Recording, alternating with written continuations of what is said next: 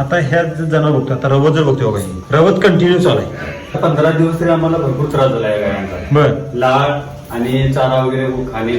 नाही, शेण पातळ हा. असा पूर्ण प्रकार चालू होता. मिल्क चाय वापरल्यावर सगळं बंद झालं. 1 महिन्यानंतर 100% आम्हाला रिझल्ट. रिझल्ट यायला किती दिवस लागले? 1च महिना लागला. काय काय शेतकऱ्यांना रिझल्ट 2 दिवसात दिसतात. आम्हाला शेणाचा रिझल्ट लगेच मिळाला 4 दिवसात. सगळा जो रिझल्ट हा. आहे, डाळ पडणे, पेस्ट टाकणे, हा. हे सगळा रिझल्ट आम्हाला 1 महिन्यात कळला. गोचडे किती होते जनावरांना? गोचडा म्हणजे सगळं भरलेलं होतं, शरीर सगळं भरलं होतं. पूर्ण शरीर भरलं. म्हणजे आता कुठलंही औषध नाही. हे खोटं बोलताय तुम्ही. कसं कुठे 100% तुमच्या समोरच आहे. बिन औषध लावता गुचडी गेली. अजिबात गोचिड बिचिड काही नाही. मग मिल्क चाय पोटात घातलं का अंगाला लावलं? पोटात घातलं. मग अंगावर गुचडी कशी गेली? आलं नाही. ते झाले. हा. ही गोचिड आहे, ही काय आली? जनावर कमजोर झाली हा, म्हणून आली. हा, म्हणून आली. म्हणून राम सर काय म्हणतात, कमजोरीवर काम करा. कमजोरी. तुम्ही जो युट्यूब मध्ये जी व्हिडिओ बघितली, त्यातले जे रिझल्ट बघितले, ते प्रत्यक्षात खरे आहेत का हो? आता जे माझ्या अनुभवानुसार खरेच आहे. कारण का आता मी वापरलं नाही, हा. त्याच्यामुळे मला 100% खरे वाटतात. पहिला व्हिडिओ बघितला त्यावेळी तुमची मानसिकता काय होती? 100% हाच वापरायचा.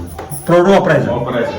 कारण की तुम्ही केमिकल वापरून सगळे त्रस्त झाला आम्ही होता. सगळे प्रोडक्ट वापरून पण मी सगळे किती प्रोडक्ट वापरले असते आतापर्यंत? तरी बी नाही म्हटलं 4 ते 5 वापरलं. असं कुठलं प्रोडक्ट होता का हो? हाय किमतीचे सगळे 2500, 2800. 2500 आणि 28 रुपये किती किलो? ते आता कसं 6 किलो, 7 किलो, 3 किलो बरं. असे होते. 3 किलोचे पण 2500 रुपये होती. तसं मिल्क चार्जेस बघायला गेलो तसं महाग आहे का स्वस्त आहे साहेब? आता हा रिझल्ट बघितला तर मला 0 वाटतंय. झिरो. 0 वाटतं. फुकट. फुकट वाटतंय. का सांगू, कुठलंही टेन्शन नाही. हा.